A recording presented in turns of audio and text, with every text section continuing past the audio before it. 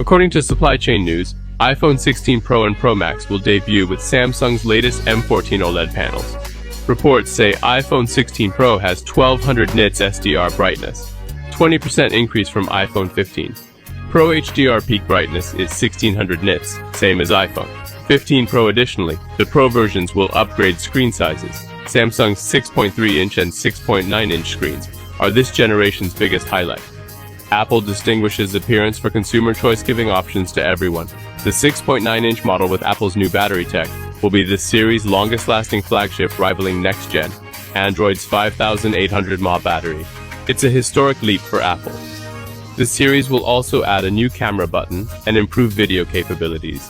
Camera abilities will also be upgraded using Sony's new 903 lens. Though not quite 1 inch, Apple's optimization makes it perform beyond 1 inch. This point is crucial. Standard versions get minor design upgrades too. Next gen looks promising. A top-tier domestic flagship phone. Think this Apple is worth buying? Leave your thoughts in the comments.